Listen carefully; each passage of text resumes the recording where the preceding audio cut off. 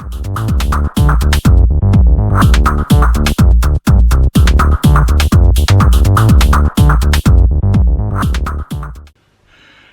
there.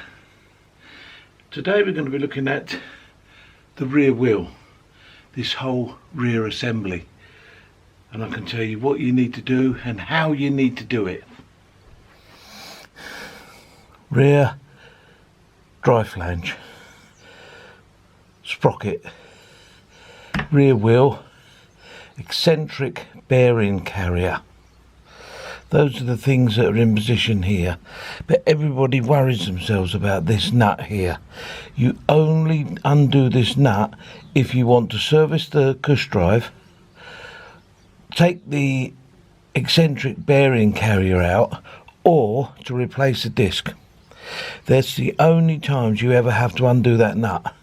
If you want to take the sprocket off, you don't have to undo that nut. The wheel, no, you don't have to do that nut. The caliper, no, you don't have to do that nut. So, cush drive, disc, or eccentric bearing carrier, rear wheel bearings basically. So I'm going to show you how to do it.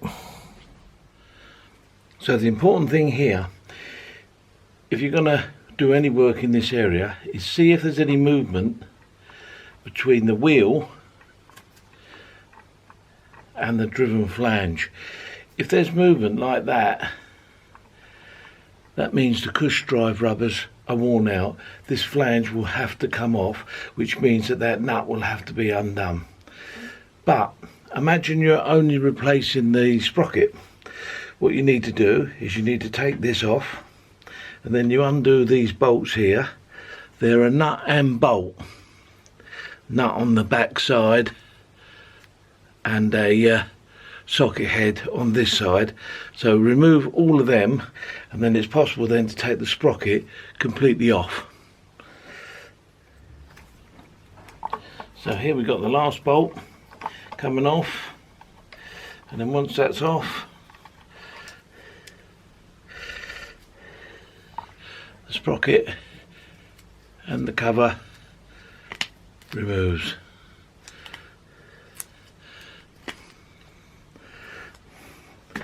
The hub, that shows you how bad the cush drive is on this particular bike. And now, nut removal. This nut is 46mm. Get a proper 46mm high impact socket. They're not dear, about 15 quid. Nice fitting, but then you've got to prevent the spindle from turning whilst you undo it. So how do you do that? You can get your lovely young wife to put her foot on the brake pedal, but that might have an effect on whether we get the job done or not. And then apply pressure with your wheel bar and undo it that way.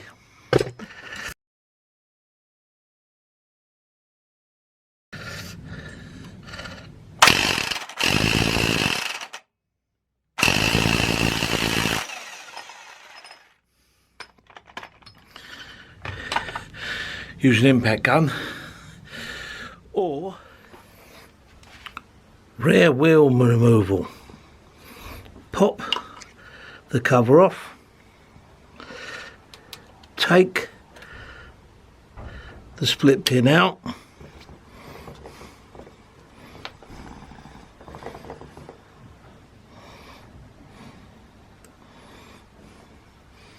then undo that nut.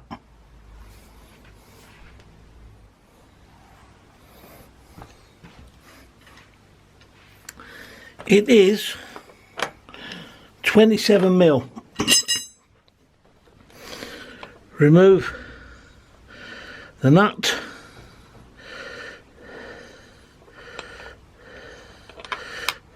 Remove. Then remove the wheel off. take the collar out.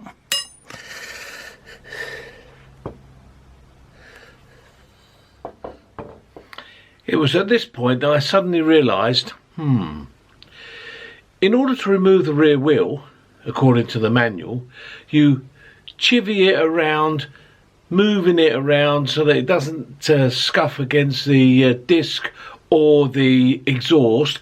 It recommends in the manual to cover the rear wheel with masking tape or something of that nature to prevent damage.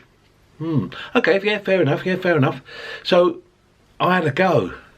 Oh my God, that ain't an easy wheel to get off. That is not an easy wheel to get off.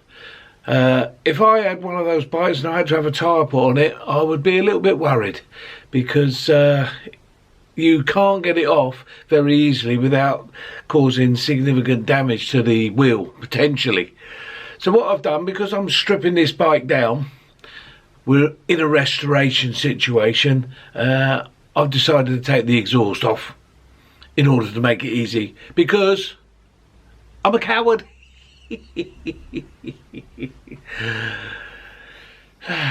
Let's continue. Exhaust removal. I'm removing the exhaust because I'm stripping the bike down, because it'll make it easier to remove the wheel with the exhaust out of the way. You can chivvy the wheel in between the exhaust and the swinging arm, but I ain't going to do it because I don't want to scratch the wheel. So I'm removing the exhaust because it's coming off anyway, to make wheel removal easier. To remove the exhaust, undo that bolt there, undo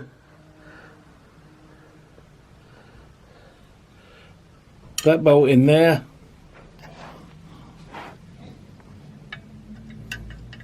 that bolt there,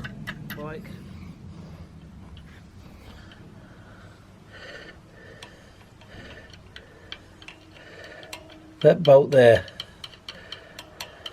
Once they're all off, the rear can of the exhaust can be removed, which will then allow us to remove the rear wheel easier. And I'm only doing it that way because I don't want the faff of trying to remove the wheel with the exhaust in situ, because I don't want to muller the wheel, because the wheel's in really nice nick. So we do that.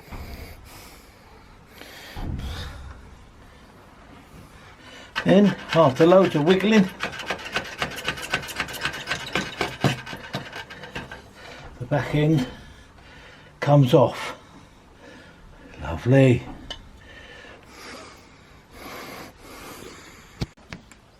So remove the rear wheel, put that safely out the way so we can continue on.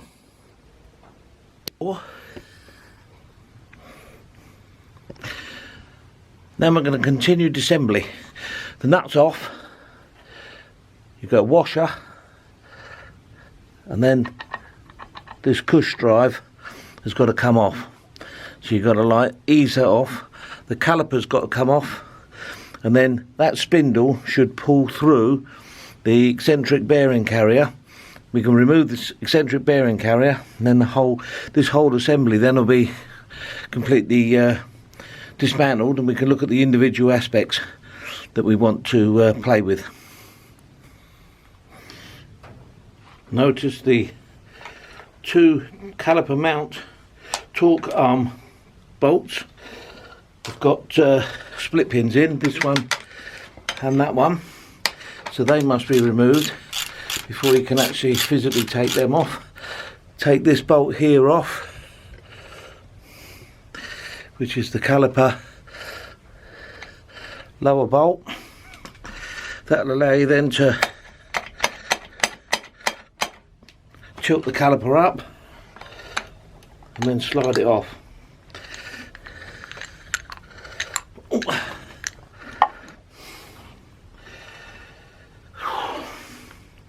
And once that's slid off, you can then gain access to those two bolts there, which are the two bolts that hold the carrier, the caliper carrier, to the eccentric bearing carrier. So you want to remove them and remove these 2 bolts here ultimately, so you can remove the carrier out the way. Notice how unusual that bolt is. You've got to make sure you put that bolt back in the right place, obviously. Now we've got to remove these 2.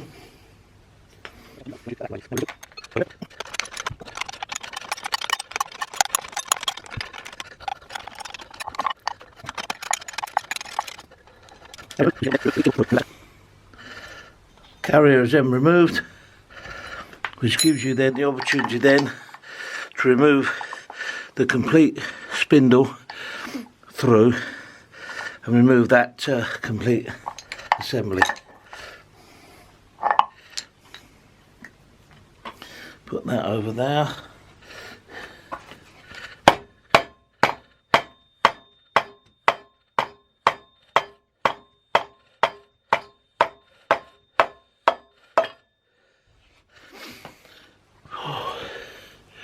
Remove the dry flange, remove the spindle with the disc, and now the next thing is the eccentric bearing carrier, and then we'll inspect each item and then we're complete. Here you can see the circlip that needs to be removed. This will allow this to come off, and then that allows, after you've removed the pinch bolt, this whole carrier assembly will come out, and that's got the bearings. So here we go. Everything's finally stripped from that back end section, all laid out, ready to be inspected and cleaned. Every single part inspected and cleaned. Here's the back end of the swinging arm, all in good condition. Once again, I'm going to be